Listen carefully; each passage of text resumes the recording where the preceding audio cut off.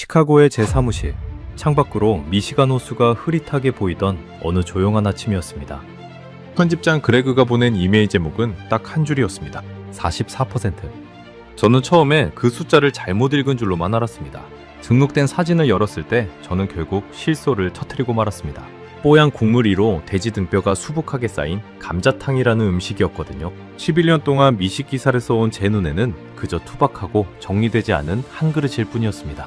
저는 늘 비빔밥이나 갈비찜처럼 색이 곱고 접시 위가 가지런한 음식만이 독자들의 시선을 끌 수 있다고 굳게 믿어왔거든요. 지저분한 뼈다귀 사진으로 기사를 열었다가는 데스크에서 바로 반려될 게 뻔했습니다. 그 이메일에는 한국관광공사가 2018년부터 2025년까지 외국인들의 신용카드 소비 데이터를 분석한 자료가 함께 붙어 있었습니다. 비빔밥도 아니었고 불고기도 아니었습니다. 전년 대비 성장률 1위 자리에 저 뼈다귀 국물이 올라와 있었던 겁니다. 심지어 전통 간식류까지 76% 넘게 증가했다는 수치도 함께였습니다. 저는 수화기를 들고 그레그에게 되물었습니다. 이런 그릇을 대체 왜 저더러 취재하라는 거냐고요? 그레그는 짧게 대답했습니다. 숫자는 절대 거짓말을 하지는 않는다고요, 캐서린. 저는 그 말을 곧바로 받아치지 못했습니다. 지금까지 제가 써온 기사들이 어쩌면 눈으로만 맛을 판단해온 건 아닌지 알 수 없는 찜찜함이 목덜미를 스쳤습니다. 이메일 아래에는 신설동이라는 낯선 지명과 함께 3대째 그 자리를 지키고 있다는 어느 식당의 이름도 짧게 적혀 있었습니다. 예쁜 플레이팅 하나 없는 이 음식이 대체 어떻게 수많은 미국인 관광객들의 지갑을 열게 만들었을까요? 뼈까지 발라 먹어야 하는 번거로운 요리에 사람들은 왜 새벽까지 줄을 서는 걸까요? 그때만 해도 저는 이 취재가 11년 경력의 기준 자체를 송두리째 뒤흔들게 될 줄은 상상조차 하지 못했습니다. 저는 그 숫자 뒤에 숨은 진짜 이유를 직접 확인하기 위해 결국 서울행 비행기표를 끊고 말았습니다. 영상 시작 전 구독과 좋아요로 대한민국의 미래를 응원해주세요. 제 이름은 캐서린 모건입니다. 시카고에서 나고 자랐고 지역신문사에서 프리랜서 푸드 저널리스트로 일한 지 벌써 11년째였습니다. 대학을 졸업하던 해부터 저는 접시 위의 색감과 구도에 집착해왔습니다. 사진 한 장이 기사의 절반을 먹고 들어간다는 걸 저는 경험으로 배웠거든요. 제가 다뤄온 한식 기사들을 떠올려보면 늘 비슷한 패턴이었습니다. 새빨간 고추장이 예쁘게 얹힌 비빔밥, 윤기가 자르르 흐르는 갈비찜, 알록달록한 잡채 사진이면 데스크에서 바로 승인 도장이 찍혔습니다. 저는 그런 사진들로 밥벌이를 해온 사람이었습니다. 돌이켜보면 제 취재 노트는 늘 색깔 순서로 정리되어 있었습니다.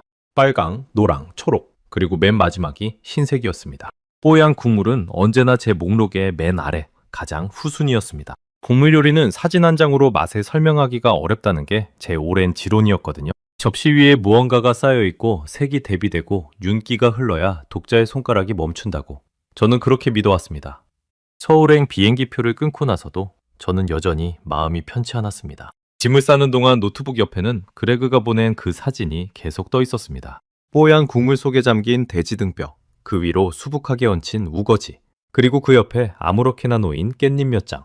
구도도 조명도 색감도 무엇 하나 제가 좋아하는 조건을 충족하지 못했습니다. 저는 그 사진을 보고 또 봤지만 도무지 매력을 찾을 수가 없었습니다.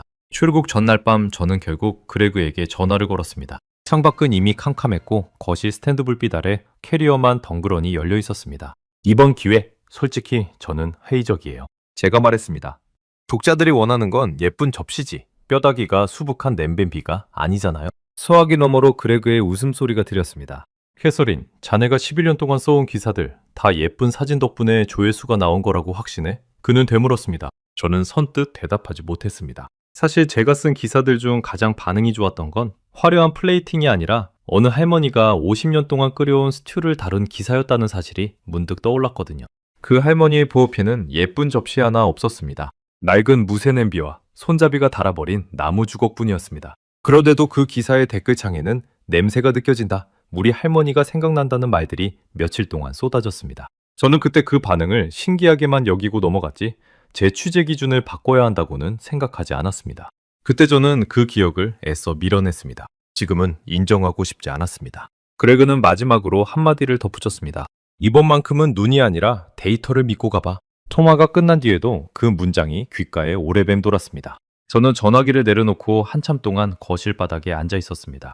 그레그가 저를 이 취재에 밀어넣은 진짜 이유가 어쩌면 제 오래된 습관을 흔들어 보려는 의도였을지도 모른다는 생각이 뒤늦게 스쳤습니다. 저는 그 생각을 애써 부정하며 다시 캐리어 앞에 무릎을 꿇었습니다. 전화를 끊고 나서 저는 다시 노트북을 열어 한국관광공사 자료를 훑어봤습니다. 2018년부터 2025년까지 외국인 카드 소비 데이터라는 제목 아래 낯선 그래프들이 줄지어 있었습니다. 국수와 만두가 55.2%, 감자탕이 44.0%. 숫자들은 분명했지만 저는 여전히 그 이유를 상상조차 할 수 없었습니다. 제가 알던 한식 순위표에서 감자탕이라는 이름은 상위권 근처에도 없었으니까요.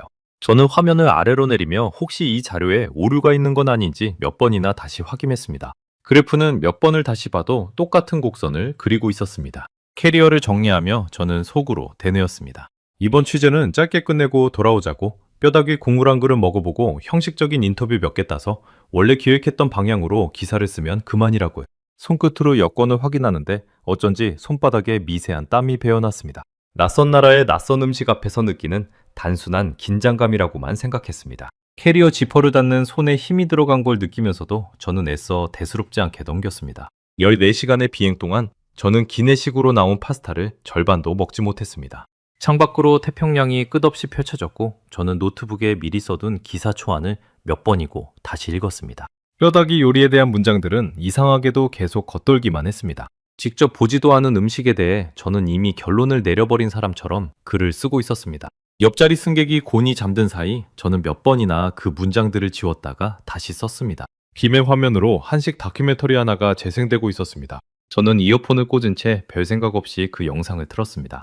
화면 속에는 어느 지방시장에서 뼈다귀를 손질하는 노인의 손이 클로즈업되고 있었습니다. 손마디마다 굳은 살이 깊게 박여 있었고 칼질 소리만이 주직적으로 울려 퍼졌습니다. 저는 그 손을 오래 바라보다가 정작 그 요리가 완성된 장면이 나오기도 전에 화면을 꺼버렸습니다. 아직은 그 손이 만든 결과물을 마주할 준비가 되어 있지 않았거든요. 인천공항에 도착한 건 서울 시간으로 늦은 오후였습니다. 자동문이 열리자마자 습한 공기와 낯선 냄새가 훅 끼쳐왔습니다. 어딘가에서 흘러나오는 국물 냄새인지 향신료 냄새인지 구분이 가지 않는 낯선 향이 코끝을 스쳤습니다. 창밖으로 처음 보는 도시의 풍경이 스쳐 지나갔습니다. 입국장을 빠져나오자 제 이름이 적힌 팻말을 든 여성이 서 있었습니다. 코디네이터로 배정된 이윤아였습니다. 먼 길 오시느라 고생하셨어요. 그녀가 유창한 영어로 인사를 건넸습니다. 저는 짧게 웃으며 악수를 청했습니다. 속으로는 여전히 이 취재가 그리 오래 걸리지 않을 거라 믿고 있었습니다.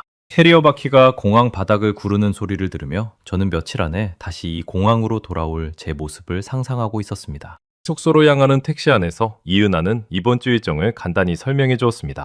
내일은 한국관광공사 데이터랩에서 미팅이 있고 그 다음에는 신설동이라는 동네로 이동해서 현장 답사를 한다고요. 저는 창밖으로 스쳐가는 낯선 간판들을 바라보며 노트에 짧게 메모를 남겼습니다. 감자탕, 신설동, 그리고 물음표 하나를요.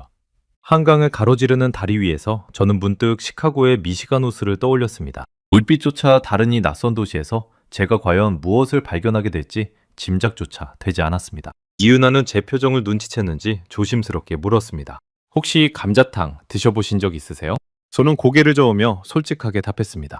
사진으로만 봤는데 제 취향은 아니었어요. 그녀는 그저 옅게 웃을 뿐 별다른 반박을 하지 않았습니다. 다만 창밖을 가리키며 한마디를 덧붙였을 뿐이었습니다. 내일 가보시면 사진이랑은 좀 다르실 거예요. 숙소에 도착해 짐을 풀면서도 저는 그 물음표를 지우지 못했습니다. 방은 작지만 깔끔했고 창밖으로 보이는 서울의 야경은 화려했지만 제 머릿속은 여전히 그 뿌연 뼈다귀 국물 사진으로 가득했습니다. 침대에 걸터 앉아 노트북을 다시 열었을 때 저는 무의식적으로 시카고 데스크에 미리 기사 제목 후보를 몇 개 적어두었습니다. 화려하지 않은 유행이라는 제목도 그중 하나였습니다.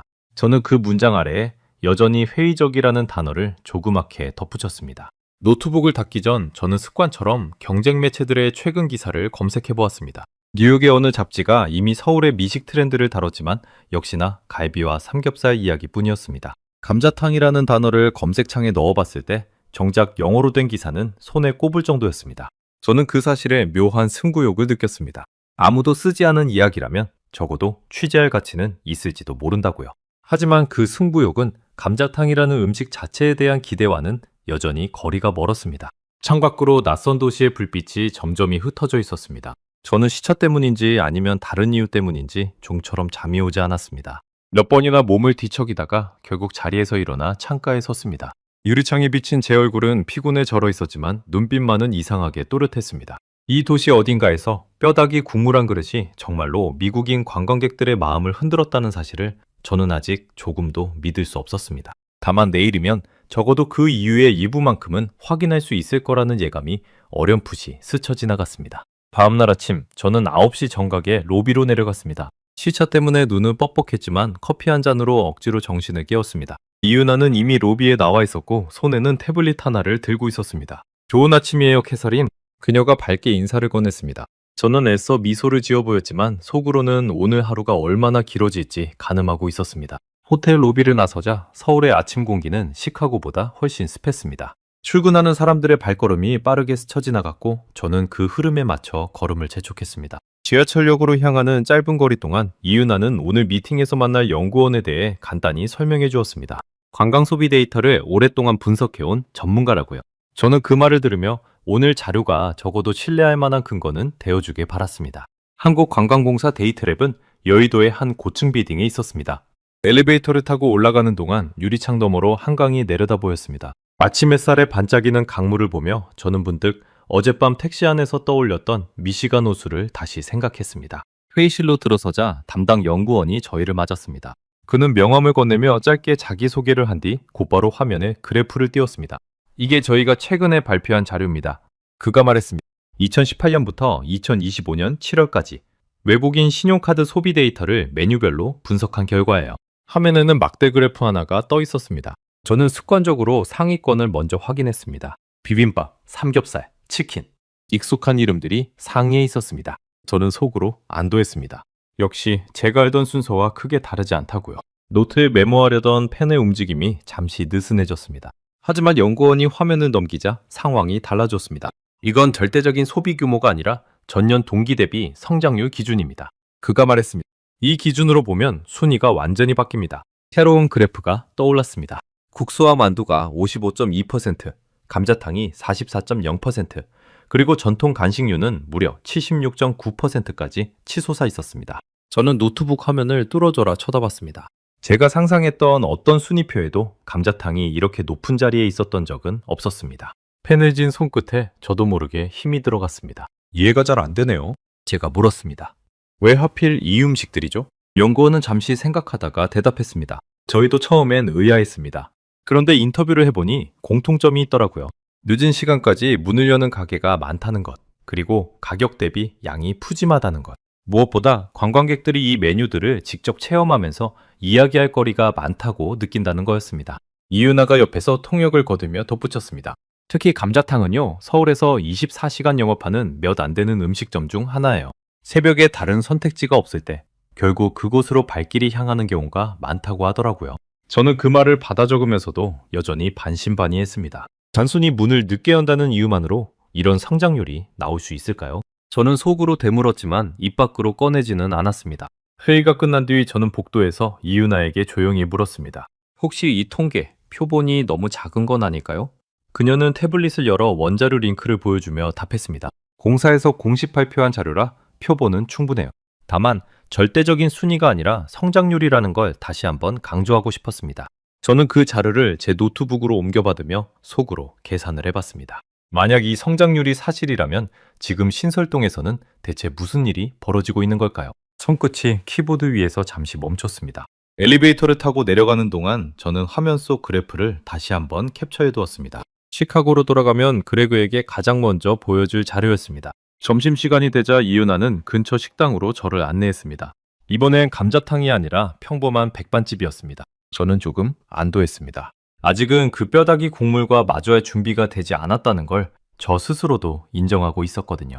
밑반찬이 하나둘 상위에 놓이는 동안 저는 노트북을 펼쳐 오전 자료를 다시 정리했습니다. 식당 텔레비전에서는 마침 어느 요리 프로그램이 흘러나오고 있었습니다. 화면 속 진행자가 감자탕을 소개하며 뼈에 붙은 살을 발라먹는 방법을 설명하고 있었습니다. 저는 젓가락질을 멈추고 잠시 그 화면을 바라봤습니다. 손으로 뼈를 붙잡고 살을 발라내는 동작이 제 눈에는 여전히 낯설고 번거로워 보였습니다. 식사 도중 이윤아는 오후 일정을 다시 확인해 주었습니다. 오후 3시 신설동 감자탕거리로 이동해서 상인들과 짧게 인터뷰를 진행할 예정이었습니다. 저는 숟가락을 내려놓으며 물었습니다. 그 거리 정확히 어떤 곳이에요? 이윤아는 스마트폰으로 사진 몇 장을 보여주었습니다. 화면 속에는 좁은 골목을 따라 늘어선 간판들이 있었습니다. 다들 비슷비슷한 이름, 비슷비슷한 뼈다귀 그림이 그려진 간판이었습니다.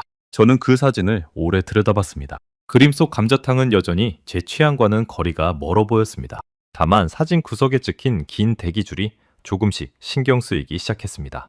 오후 2시 반, 저희는 택시를 타고 신설동으로 향했습니다. 도심을 벗어나 골목이 점점 좁아질수록 창밖 풍경도 달라졌습니다. 높은 빌딩 대신 낡은 간판에 단 오래된 가게들이 늘어서 있었습니다. 간판색이 바랜 정도만 봐도 이 거리가 얼마나 오랜 시간 그 자리를 지켜왔는지 짐작할 수 있었습니다. 택시기사님이 백미러로 저를 흘끗 보며 한마디를 건넸습니다. 여기 유명한 데예요. 외국인들 요즘 많이 와요. 저는 그 말을 이유나에게 통역해달라고 부탁했고 그녀가 웃으며 전해주었습니다. 저는 창밖을 바라보며 짧게 대답했습니다. 그러게요. 저도 그게 궁금해서 왔어요. 창문에 이마를 살짝 기댄 채 저는 스쳐 지나가는 간판들을 하나하나 눈에 담았습니다. 택시가 골목 어귀에 멈춰섰습니다. 문을 열고 내리자 코끝으로 진한 국물 냄새가 훅 끼쳐왔습니다. 마늘과 들깨, 그리고 무언가 구수한 냄새가 뒤섞여 있었습니다. 저는 그 냄새에 나도 모르게 걸음을 멈췄습니다. 사진으로만 보던 그 골목이 지금 제 눈앞에 펼쳐져 있었습니다. 골목 양옆으로 들어선 간판들은 신기하게도 하나같이 비슷한 문구를 달고 있었습니다. 원조, 3대, 60년 전통. 저는 그 문구들을 눈으로 훑으며 노트에 짧게 메모를 남겼습니다. 이은하는 골목 초입에서 걸음을 멈추더니 저에게 지도를 하나 건넸습니다. 이 거리에만 감자탕집이 20곳 가까이 있어요. 그녀가 말했습니다. 오늘은 그 중에서 가장 오래된 집으로 안내해드리려고요. 저는 지도 위에 표시된 별표 하나를 바라보며 짧게 숨을 골랐습니다. 아직 그 국물 한 숟가락도 뜨지 않았는데 벌써부터 심장이 조금 빨라지는 걸 느꼈습니다. 골목을 따라 걷는 동안 저는 유리창 너머로 가게 안을 슬쩍슬쩍 들여다봤습니다. 평일 오후인데도 몇몇 테이블은 이미 손님들로 채워져 있었습니다. 한국어로 대화하는 이들도 있었지만 영어와 스페인어, 그리고 알아들을 수 없는 언어들도 뒤섞여 들려왔습니다. 저는 그 광경에 조금 놀랐습니다. 평일 오후 3시라는 흔히 말하는 애매한 시간대에도 이렇게 손님이 많다는 게 제 예상과는 완전히 달랐거든요. 한 테이블에는 배낭을 맨 젊은 관광객 무리가 앉아 있었습니다. 그들은 냄비 속 뼈다귀를 손으로 집어들고 스마트폰 카메라 앞에 갖다 대며 웃고 있었습니다. 저는 그 모습을 창밖에서 잠시 지켜봤습니다. 뼈를 발라먹는 그 서투른 손짓이 오히려 그들에게는 즐거운 놀이처럼 보였습니다. 저는 그 장면을 노트에 짧게 스케치하듯 적어두었습니다. 손으로 먹는 재미라고요. 이은하는 골목 끝자락 3대째 이어온다는 어느 가게 앞에서 걸음을 멈췄습니다. 낡은 나무 간판에는 세월의 흔적이 고스란히 남아 있었습니다. 오늘은 시간이 늦어서 사장님과의 정식 인터뷰는 내일로 잡아뒀어요. 그녀가 말했습니다. 오늘은 일단 거리 분위기만 둘러보시죠. 저는 가게 유리문 너머로 안을 들여다봤습니다. 힘이 뿌옇게 서린 유리 너머로 커다란 무쇠솥이 쉼없이 끓고 있는 모습이 보였습니다. 그 앞에서 분주하게 움직이는 한 남자의 뒷모습도 눈에 들어왔습니다. 저는 그가 바로 그 3대째 사장이라는 걸 이은하의 설명을 듣고서야 알았습니다. 골목을 벗어나 큰 길로 나오는 동안 저는 몇 번이나 뒤를 돌아봤습니다. 좁은 골목 안쪽에서 흘러나오던 그 국물 냄새가 이상하게도 옷자락에 배어있는 것만 같았습니다. 숙소로 돌아가는 택시 안에서 저는 오늘 찍은 사진들을 다시 넘겨봤습니다. 예쁘지도 화려하지도 않은 그 뼈다귀 냄비 사진들 사이에서 저는 자꾸만 그 젊은 관광객들의 웃는 얼굴을 다시 찾고 있었습니다. 내일이면 저도 저 냄비 앞에 앉게 될 참이었습니다. 다음 날 아침 10시 저희는 다시 신설동 골목을 찾았습니다. 어제와 달리 오늘은 곧장 그 가게로 향했습니다. 낡은 나무 간판에는 굵은 글씨로 이름이 적혀 있었습니다. 박씨 감자탕. 문을 열고 들어서자 뜨거운 김과 함께 진한 국물 냄새가 얼굴을 훅 덮쳤습니다. 실내는 좁았지만 테이블마다 놓인 낡은 냄비 받침과 손때 묻은 의자들이 오랜 세월의 흔적을 고스란히 드러내고 있었습니다. 가게 안쪽에서 백발이 희끗한 남자가 커다란 솥을 젓고 있었습니다. 그가 박두식 사장이었습니다. 50대 후반으로 보이는 그는 저희를 보자 국자를 든 손을 잠시 멈추고 고개를 숙여 인사했습니다. 이윤아가 제 소개를 하는 동안 저는 가게 안을 둘러봤습니다. 벽에는 빛바랜 흑백 사진 몇 장이 걸려 있었습니다. 사진 속에는 지금보다 훨씬 젊은 남자와 그보다 더 나이든 노인이 나란히 서 있었습니다. 저 사진 할아버지랑 아버지예요. 박두식 사장이 이은하의 통역을 통해 설명했습니다. 이 자리에서만 3대째 60년 가까이 됐습니다. 저희는 새벽 4시부터 문을 열어서 다음날 새벽까지 24시간 영업을 합니다. 저는 그 숫자에 살짝 눈썹을 치켜 올렸습니다.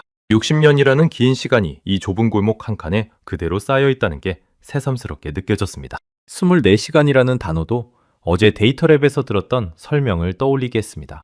그때는 그저 통계 속 한 문장이었지만 지금은 눈앞에 서 있는 사람의 입에서 나온 실제 이야기였습니다. 저는 자리에 앉으며 노트를 펼쳤습니다. 여전히 머릿속 절반은 이 인터뷰를 어떻게 짧게 마무리할지 궁리하고 있었습니다. 잠시 뒤 뚝배기 하나가 제 앞에 놓였습니다. 뽀얗다 못해 살짝 붉은기가 도는 국물 위로 큼직한 뼈다귀 몇 덩이가 수북하게 쌓여 있었습니다.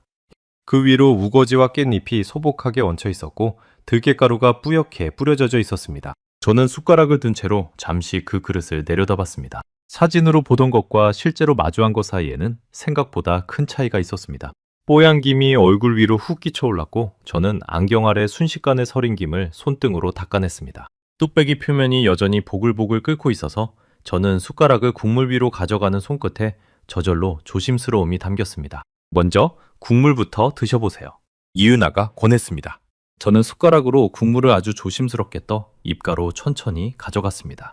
뜨거운 김이 코 속으로 훅 밀려들었습니다. 첫 숟가락을 삼키는 순간 저는 저도 모르게 눈을 크게 떴습니다. 예상했던 텁텁하고 느끼한 맛이 아니었습니다. 얼큰하면서도 구수한 맛이 혀 전체에 퍼졌고 그 뒤로 들깨의 고소한 향이 은은하게 따라왔습니다. 목구멍을 타고 넘어가는 국물의 온기가 배속까지 천천히 번져가는 게 느껴졌습니다. 저는 손끝까지 퍼지던 그 긴장이 그 따뜻한 온기와 함께 조금씩 풀리는 게 느껴졌습니다. 이거 생각보다 저는 말을 잇지 못했습니다.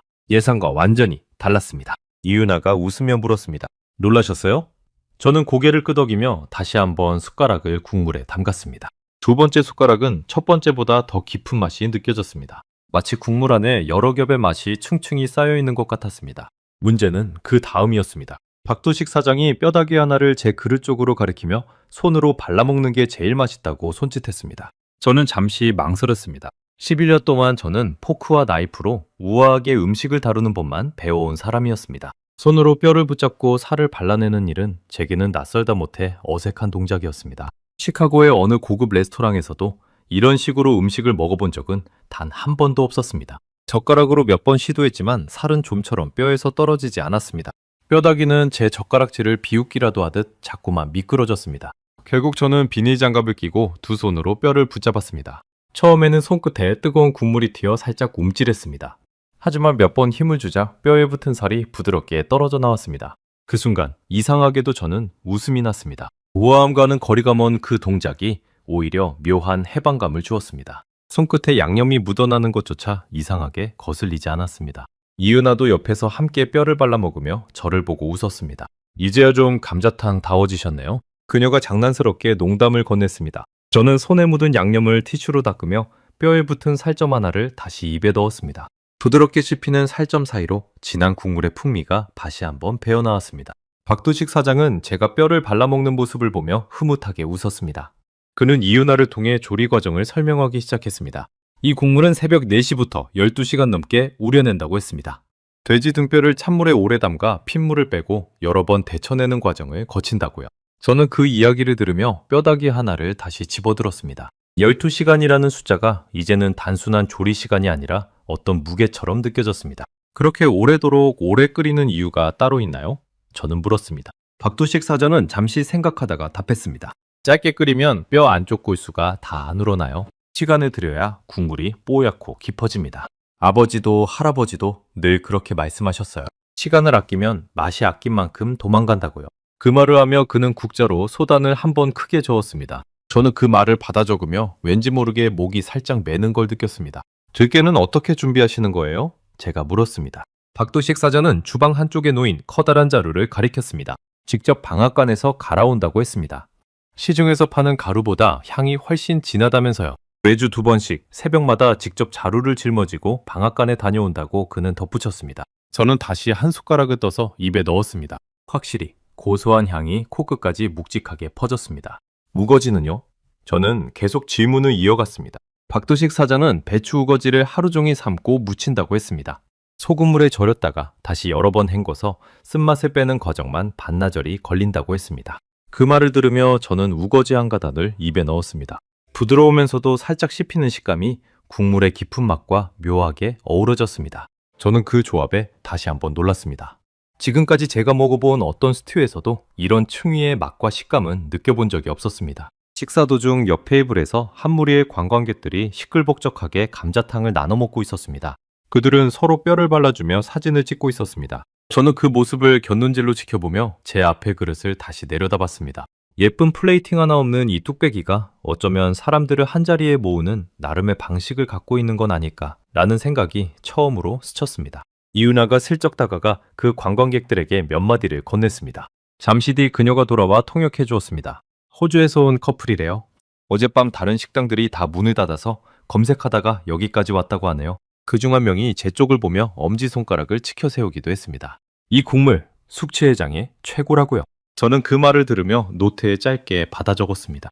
늦은 밤, 문을 여는 곳. 그 단순한 이유 하나가 얼마나 많은 사람들의 첫 감자탕을 만들어냈을지 궁금해졌습니다. 박두식 사장은 잠시 자리에 앉아 저희와 눈을 맞추며 이야기를 이어갔습니다. 처음엔 외국 손님들이 이 국물을 좋아할 거라고 생각도 못했다고 했습니다. 몇 년 전만 해도 외국인 손님은 1년에 손에 꼽을 정도였다고요. 그런데 요즘은 하루에도 몇 테이블씩 영어와 스페인어, 일본어가 뒤섞인 대화가 가게 안을 채운다고 했습니다. 저는 그 변화가 언제부터 시작됐는지 물었습니다. 그는 잠시 생각하다가 재작년쯤부터 부쩍 늘었다고 답했습니다. 아마 인터넷에 소문이 난 것 같다고요? 저는 몇 년 전 인터넷에 올라왔다는 어느 여행 영상이 어쩌면 이 변화의 시작점이었을지도 모른다고 속으로 짐작해봤습니다. 사장님은 이 일을 물려받을 때 정말 망설이지 않으셨어요? 제가 물었습니다. 박도식 사장은 잠시 국자를 내려놓고 조금은 먼 곳에 보는 눈빛으로 답했습니다. 젊었을 땐 이 일이 창피했던 적도 있었다고 했습니다. 친구들은 넥타이 메고 회사 다니는데 저는 매일 국물 냄새를 묻히고 다녔으니까요. 그런데 아버지가 돌아가시기 전에 하신 말씀이 있었다고 했습니다. 국물은 거짓말을 못한다고, 정성을 덜 들이면 손님이 바로 알아챈다고요. 저는 그 말을 받아 적으며 어제 그레그가 통화에서 했던 말과 이상하게 겹쳐진다고 느꼈습니다. 숫자도 국물도 결국 거짓말을 하지 않는다는 점에서요. 이윤아가 옆에서 조용히 덧붙였습니다. 이런 이야기 인터뷰 기사에 꼭 넣으시면 좋을 것 같아요. 저는 고개를 끄덕이며 노트에 밑줄을 그었습니다. 처음 이 취재를 시작할 때만 해도 저는 이런 문장을 받아 적게 될 줄은 전혀 예상하지 못했습니다. 식사가 끝나갈 무렵 박도식 사장이 조용히 다가와 물었습니다. 어떠셨어요? 저는 잠시 말을 고르다가 솔직하게 답했습니다. 예상했던 것과 완전히 달랐어요. 그는 그 대답에 별다른 놀라움 없이 그저 옅은 미소만 지어 보였습니다. 다들 처음엔 그렇게 말씀하시더라고요. 저는 뚝배기 바닥에 남은 국물을 마지막 한 숟가락까지 남김없이 떠먹었습니다. 처음 가게에 들어설 때만 해도 저는 이 그릇을 그저 취재용 소품처럼 여기고 있었습니다. 그런데 지금 제 앞에는 뼈만 앙상하게 남은 빈 그릇과 양념이 묻은 손끝만 남아 있었습니다. 그 손끝을 물티슈로 닦으면서 저는 묘하게 홀가분한 기분을 느꼈습니다.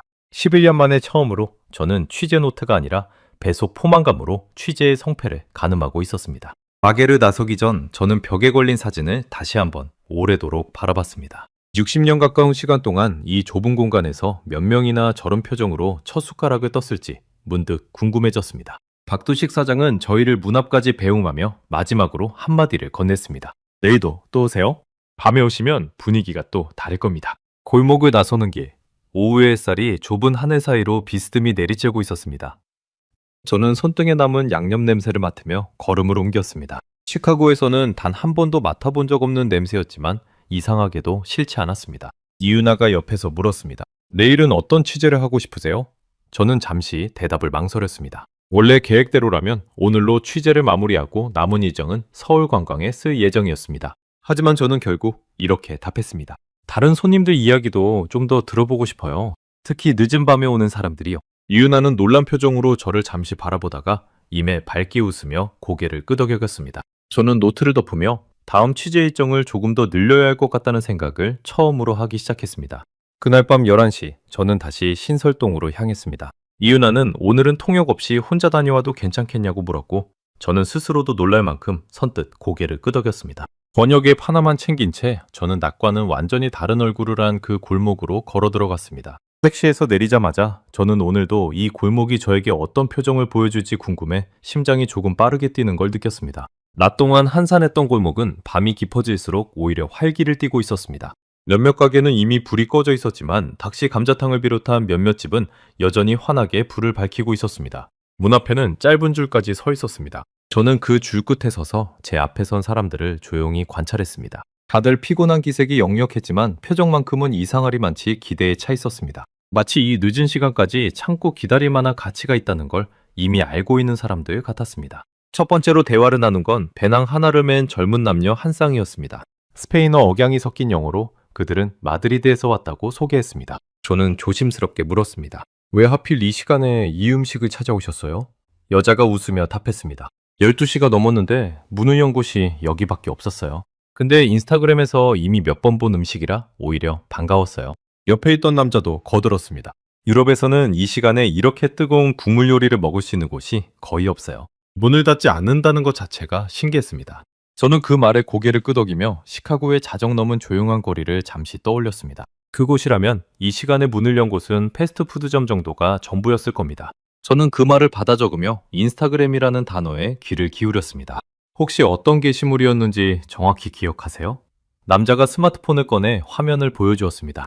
화면 속에는 뼈다귀를 손으로 들고 환하게 웃는 여행자들의 짧은 영상이 여러 개 떠 있었습니다. 좋아요 숫자가 수만 개에 달하는 게시물도 있었습니다. 저는 그 숫자를 보며 데이터랩에서 봤던 그래프가 이 작은 화면 속에서 다시 한번 증명되고 있다는 걸 실감했습니다. 가게 안으로 들어서자 자정이 넘은 시간인데도 절반 넘는 테이블이 차 있었습니다. 저는 구석 자리에 앉아 오늘은 취재보다는 관찰에 집중하기로 마음먹었습니다. 옆 테이블에는 일본에서 왔다는 젊은 여성 셋이 앉아 있었습니다. 그들은 뼈다귀를 서로 발라주며 깔깔 웃고 있었고 그 모습을 스마트폰으로 계속 찍고 있었습니다. 저는 조심스럽게 다가가 짧게 인사를 건넸습니다. 번역 앱을 사이에 두고 저희는 서툰 대화를 이어갔습니다. 한 여성이 화면에 문장을 입력해 보여주었습니다. 손으로 먹는 게 재밌어요. 한국에서는 이렇게 다 같이 나눠 먹는 음식이 많다고 들었어요. 다른 한 명이 옆에서 웃으며 화면에 문장을 덧붙였습니다. 오사카에도 뼈 요리가 있긴 한데 이렇게 화한 국물은 처음이에요. 매운데 자꾸 손이 가요. 저는 그 말을 들으며 문득 어제 박두식 사장이 했던 말을 떠올렸습니다. 국물은 거짓말을 못한다는 그 말이 지금 이 테이블 위에서 웃음소리로 다시 번역되고 있는 것 같았습니다. 가게 반대편 구석에는 태국에서 온 것으로 보이는 가족 일행도 있었습니다. 부모와 10대로 보이는 아이들이 각자 뼈다귀를 하나씩 붙잡고 씨름하듯 살을 발라내고 있었습니다. 아버지가 서투른 영어로 저에게 말을 걸었습니다. 태국에도 매운 국물 요리는 많은데 이렇게 뼈째 먹는 요리는 신기하다고요. 아이들은 그 말을 들으며 까르르 웃었습니다. 어머니는 옆에서 아이의 손에 묻은 양념을 닦아주며 저에게 스마트폰 화면을 보여주었습니다. 화면 속에는 방콕에 있는 친구에게 방금 보낸 사진과 메시지가 떠 있었습니다. 서울 한복판에서 손으로 뼈다귀를 뜯고 있다는 문장이 짧은 웃음 이모티콘과 함께 적혀 있었습니다. 저는 그 장면을 보며 국적과 언어를 뛰어넘어 이 뚝배기 하나가 만들어내는 공통의 표정이 있다는 걸 느꼈습니다. 새벽 1시가 가까워지자 문 앞에는 또 다른 손님들이 줄을 서기 시작했습니다. 저는 박두식 사장에게 다가가 이 시간에도 항상 이렇게 손님이 많은지 물었습니다. 그는 국자를 든 손을 멈추지 않은 채 짧게 답했습니다. 요즘은 새벽 2, 3시가 오히려 제일 바쁠 때도 있어요. 클럽 끝나고 오는 손님들, 야근하고 오는 손님들 다 섞여서요.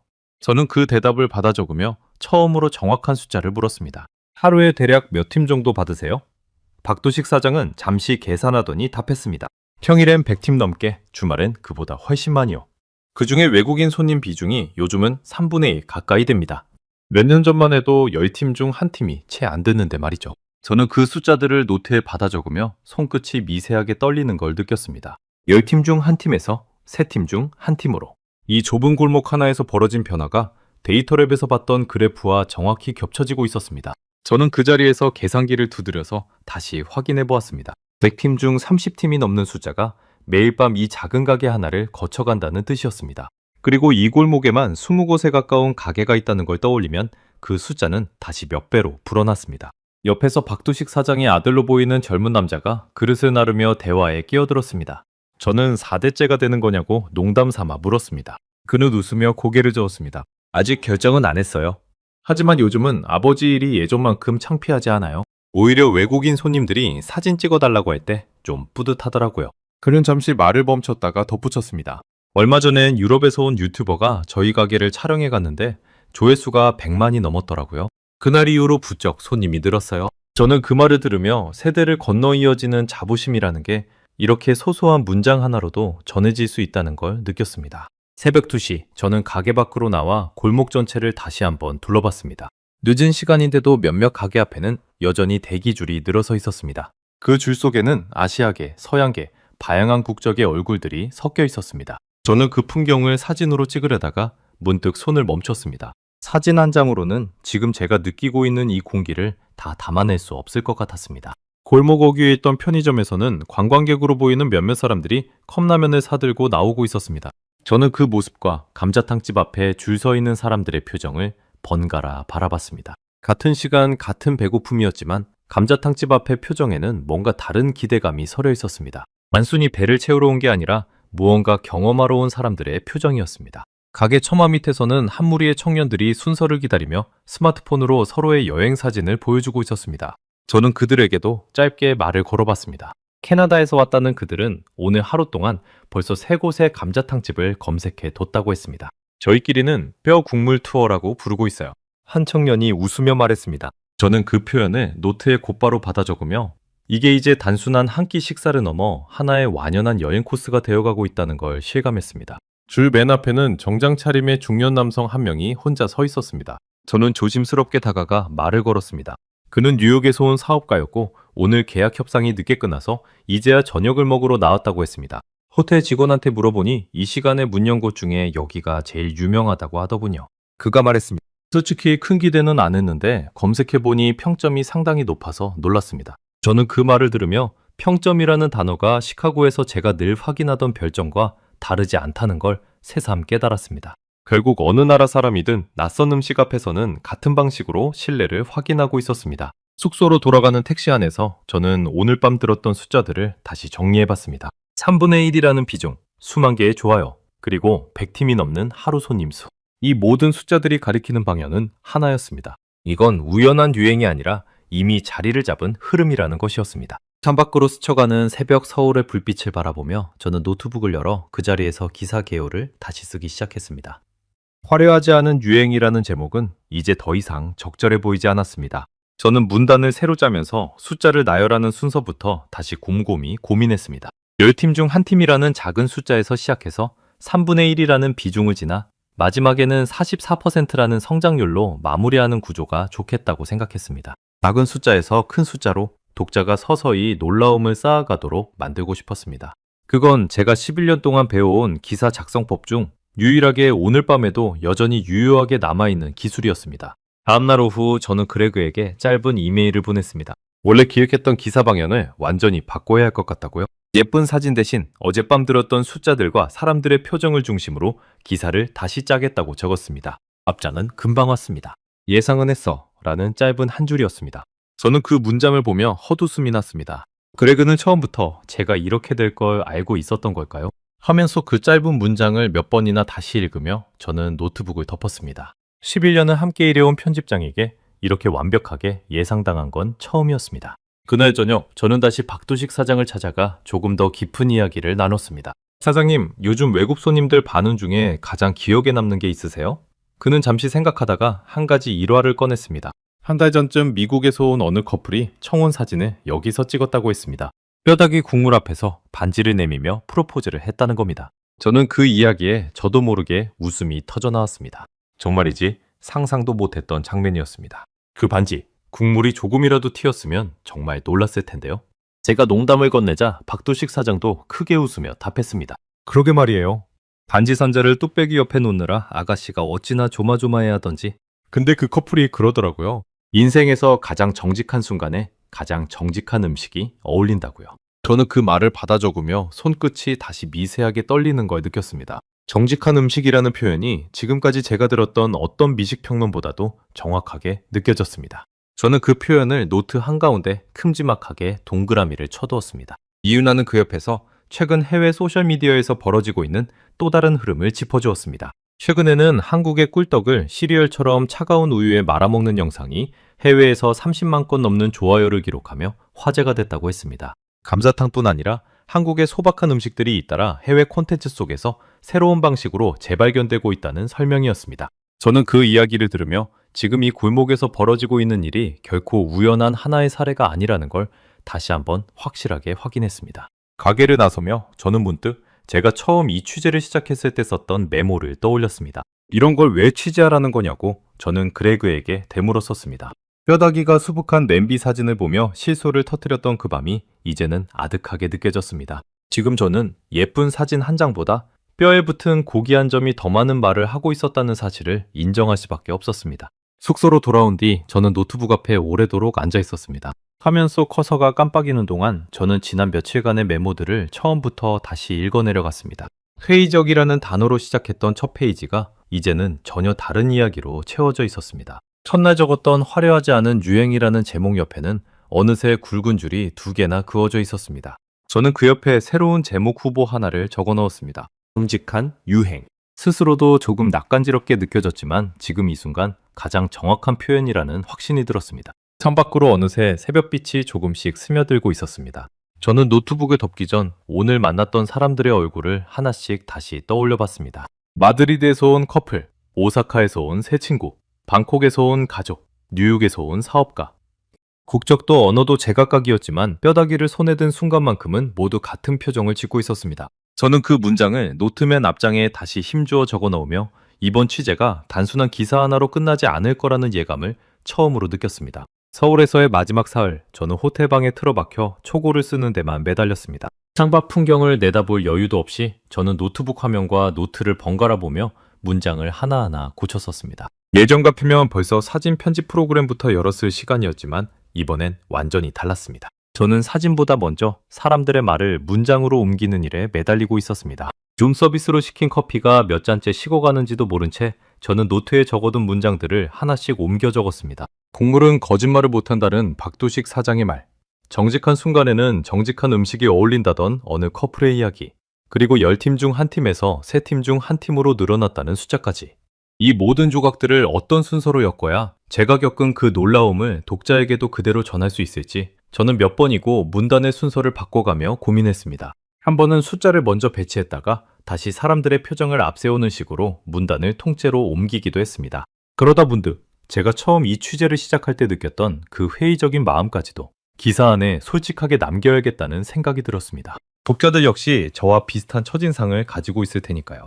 저는 첫 문단에 뼈다귀 사진을 보고 실소를 터뜨렸던 그날 밤의 제 모습을 그대로 적어 넣었습니다. 부끄럽지만 그게 가장 정직한 시작이라는 확신이 들었습니다. 초고를 절반쯤 썼을 무렵 저는 그레그와 화상통화를 잡았습니다.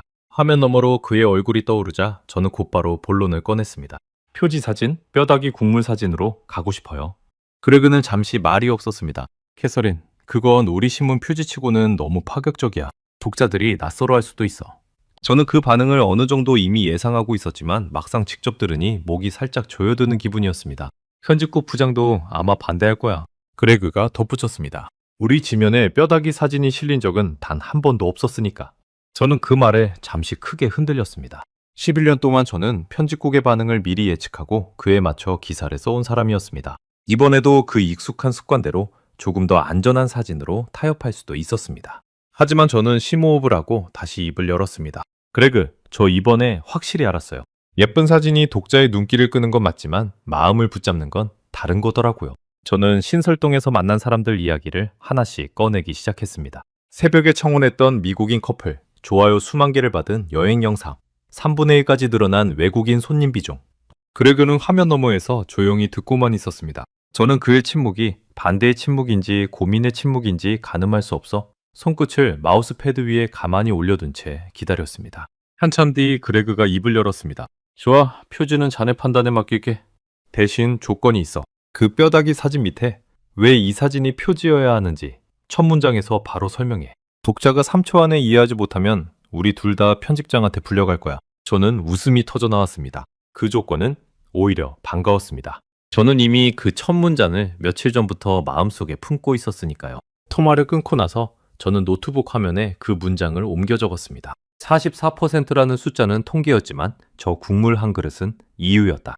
저는 그 문장을 몇 번이고 소리내어 읽어봤습니다. 손끝이 자판 위에서 가볍게 떨렸습니다. 11년 동안 써온 문장들 중 이렇게 오래 붙잡고 있던 첫 문장은 없었습니다. 저는 그 문장 아래로 이어질 문단들을 하나씩 채워나가기 시작했습니다. 예쁜 접시 대신 뽀얀 뚝배기를, 세련된 플레이팅 대신 손으로 뼈를 발라내는 장면을 저는 있는 그대로 묘사했습니다. 예전 같으면 편집 과정에서 지원했을 그 투박한 디테일들이 이번에는 오히려 기사의 뼈대가 되어주고 있었습니다. 저는 문득 웃음이 났습니다. 뼈대라는 단어조차 지금 이 순간에는 묘하게 들어맞는 것 같았습니다. 저는 그 단어를 문장 하나에 슬쩍 끼워 넣으며 스스로도 조금 뿌듯해했습니다. 저는 문득 시카고에서 취재했던 그 할머니의 스튜 기사를 다시 꺼내 읽어보고 싶어졌습니다. 노트북 폴더 깊숙한 곳에서 오래된 파일을 찾아냈습니다. 다시 읽어보니 그때 저는 이미 답을 알고 있었던 것 같습니다. 낡은 무쇠 냄비, 닳아버린 나무 주걱, 그리고 냄새가 느껴진다던 댓글들. 저는 그때 그 신호를 놓쳤을 뿐 처음부터 전혀 몰랐던 게 아니었습니다. 그 사실을 인정하는데 11년이라는 시간과 태평양 건너 낯선 골목 하나가 필요했던 겁니다. 그 옛 기사의 마지막 문단을 다시 천천히 읽으며 저는 그때의 제가 남겨둔 문장 하나를 발견했습니다. 언젠가 이 온기의 정체를 더 깊이 들여다보고 싶다 라고 적혀 있었습니다. 저는 그 문장을 한참 동안 바라봤습니다. 그 언젠가가 하필이면 낯선 나라의 뼈다귀 국물 앞에서 찾아올 줄은 그때의 저로서는 상상도 하지 못했을 겁니다. 저는 그 오래된 파일을 닫고 다시 지금 쓰고 있는 촉으로 돌아왔습니다. 이번만큼은 그 신호를 놓치고 싶지 않았습니다. 새벽 2시, 저는 초고 마지막 문단을 쓰다가 잠시 손을 멈췄습니다. 창밖으로 서울의 밤이 여전히 깨어 있었습니다. 저는 문득 지금 이 순간 어딘가에서 또 다른 관광객이 뼈다귀를 손에 들고 첫 숟가락을 뜨고 있을지도 모른다는 생각이 들었습니다. 그 장면을 떠올리자 목이 살짝 메는 걸 느꼈습니다. 예쁜 사진 한 장으로는 담을 수 없는 온기가 지금도 그 골목 어딘가에서 계속 피어오르고 있을 테니까요. 저는 노트북을 닫지 않은 채 잠시 창가로 걸어갔습니다. 유리창 너머로 보이는 서울의 새벽은 처음 도착했던 날 밤과 크게 다르지 않은 조용한 풍경이었습니다. 하지만 그 풍경을 바라보는 제 마음만큼은 완전히 달라져 있었습니다. 처음 이 도시에 도착했을 때 저는 이 취재가 어서 끝나기만을 바라고 있었습니다. 그런데 지금은 이 도시를 떠나야 한다는 사실이 오히려 아쉽게 느껴졌습니다. 저는 그 낯선 감정을 노트란 귀퉁이에 짧게 조용히 적어두었습니다. 떠나기 싫은 취재는 처음이었다고요. 이유나에게서 짧은 메시지가 도착한 건 그 무렵이었습니다. 내일 공항 가는 길 신설동을 한 번 더 들리실래요? 박두식 사장님이 마지막으로 뵙고 싶어 하신다고요. 저는 그 메시지를 읽으며 스스로도 놀랄 만큼 빠르게 답장을 보냈습니다. 당연하죠. 오히려 제가 먼저 부탁드리려고 했어요. 다음 날 오후 저는 마지막으로 박두식 사장의 가게를 다시 찾았습니다. 취재가 아니라 그저 인사를 전하기 위해서였습니다. 사장님 덕분에 제 기사가 어쩌면 제 이번 취재 전체가 완전히 달라졌어요. 저는 서툰 한국어로 감사 인사를 건넸습니다. 박두식 사장은 그 말에 그저 옅게 웃으며 국자로 뚝배기 하나를 더 담아 제 앞에 놓아주었습니다. 마지막으로 한 그릇 더 드시고 가세요. 가게 안은 오후의 한산함 속에 조용히 국물 끓는 소리만 나지막이 울리고 있었습니다. 저는 그 소리에 귀를 기울이며 처음 이 가게에 들어섰던 날의 제 표정을 다시 한번 떠올려 봤습니다. 그때는 낯설고 두려운 마음이 반이었지만 지금은 오히려 익숙하고 편안한 마음이 그 자리를 채우고 있었습니다. 이은하가 옆에서 조용히 통역을 이어가며 마지막 인터뷰 몇 마디를 더 정리해 주었습니다. 박두식 사장은 뚝배기를 천천히 저어주며 마지막으로 한마디를 덧붙였습니다. 처음 오셨을 때 솔직히 표정이 안 좋으셨어요. 사진 찍을 때도 억지로 웃는 것 같았고요. 저는 그 말에 살짝 얼굴이 붉어졌습니다. 티가 그렇게 많이 났나요? 저는 물었습니다. 박두식 사장은 웃으며 고개를 끄덕였습니다. 많이 났죠. 근데 지금은 표정이 완전히 다르세요. 저는 그 말을 들으며 국물 한 숟가락을 천천히 떠올렸습니다. 손끝에 남아있던 그 첫날의 어색함이 지금은 거짓말처럼 완전히 사라져 있었습니다. 저는 그 마지막 한 그릇을 아주 천천히 비웠습니다. 처음 왔을 때와 똑같은 뼈다귀, 똑같은 국물이었지만 저에게는 완전히 다른 맛으로 느껴졌습니다. 숟가락을 내려놓으며 저는 노트맨 뒷장에 짧은 문장을 하나 더 적었습니다. 나는 지금까지 한식을 눈으로만 읽고 있었구나. 가게를 나서기 전 박두식 사장이 마지막으로 한 번 더 물었습니다. 시카고 돌아가서도 이런 국물 요리 다시 드실 것 같아요?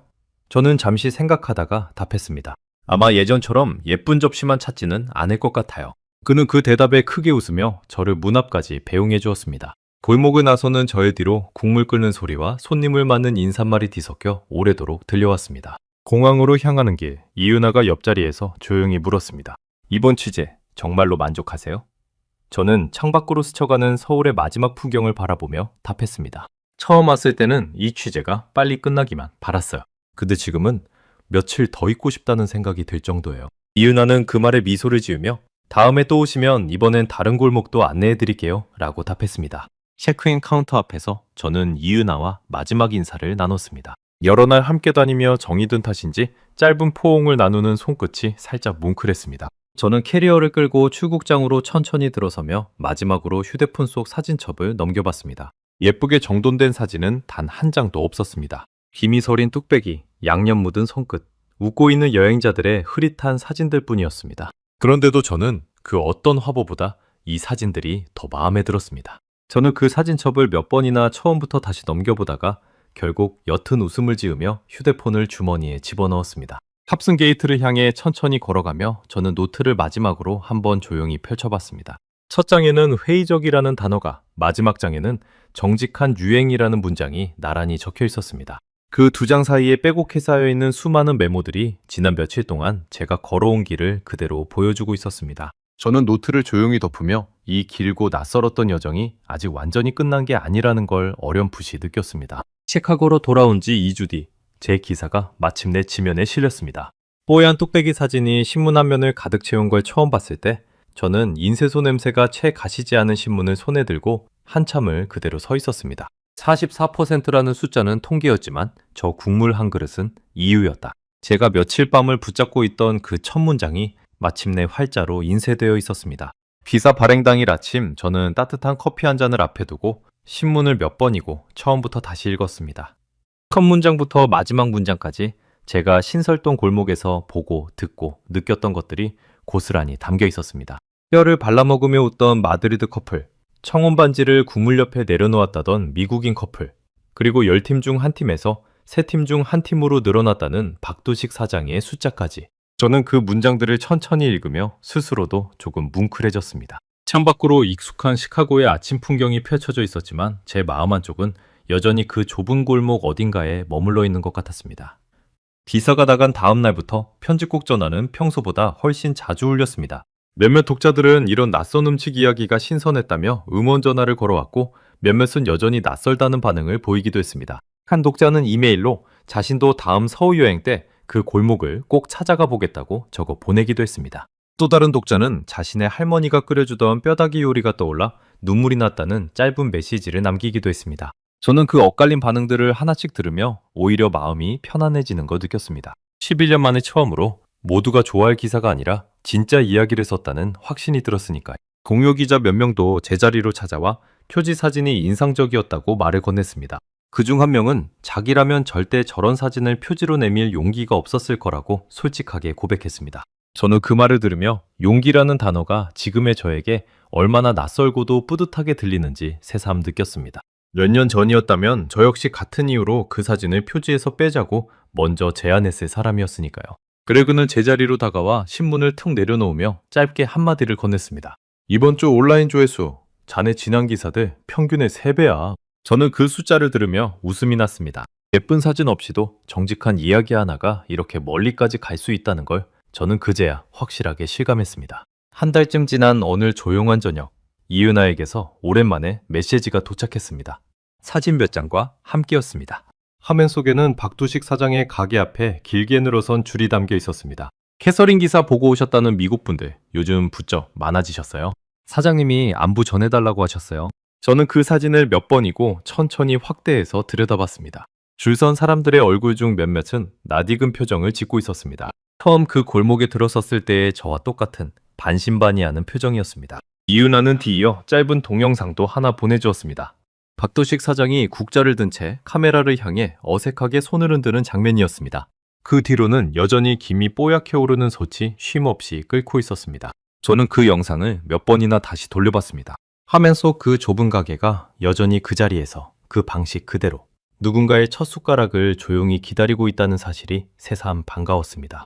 그날 밤 저는 오랜만에 부엌에 서서 국물 요리를 끓여봤습니다. 감자탕과 똑같지는 않았지만 뼈를 오래 우려내는 방식만은 그대로 따라해봤습니다. 시카고 근처 정육점에서 어렵게 구한 돼지 등뼈를 찬물에 담가 핏물을 빼는 것부터 저는 박두식 사장이 알려준 순서를 하나하나 되짚어봤습니다. 국물이 뽀얗게 우러나는 걸 지켜보며 저는 박두식 사장이 했던 말을 다시 떠올렸습니다. 시간을 아끼면 맛이 아낀 만큼 도망간다는 그 말이 이제는 제 부엌에서도 유효한 진리처럼 느껴졌습니다. 완성된 국물은 신설동에서 맛봤던 것과는 사뭇 다른 맛이었습니다. 들깨 향도, 우거지의 식감도 완벽하게 재현하지는 못했습니다. 하지만 저는 그 어설픈 한 그릇을 앞에 두고 이상하게도 웃음이 났습니다. 완벽하지 않아도 괜찮다는 걸 저는 그날 처음으로 인정했습니다. 중요한 건 정성을 들이는 그 과정 자체였으니까요. 저는 그 어설픈 국물을 한 숟가락 떠먹으며 다음번엔 조금 더 나아질 거라고 스스로에게 조용히 속삭였습니다. 몇 주 뒤 저는 새로운 취재 제안서를 조심스럽게 그레그에게 내밀었습니다. 이번엔 한국의 다른 소박한 음식들을 다뤄보고 싶다고요. 그레그는 제안서를 훑어보며 짧게 웃었습니다. 캐서린 모건, 이제 완전히 국물 전문 기자가 됐네. 저는 그 농담에 크게 웃으며 힘차게 고개를 끄덕였습니다. 부정할 수 없는 사실이라고 저는 속으로 조용히 인정했습니다. 제안서를 넘기던 그레그가 문득 진지한 얼굴로 물었습니다. 그런데 이번엔 확신이 있어서 가는 거지? 아니면 또 그때처럼 회의적인 채로 가는 거야? 저는 잠시 생각하다가 답했습니다. 이번엔 확신이 있어요. 다만 그 확신이 정확히 뭘 발견하게 될지는 아직 모른다는 확신이에요.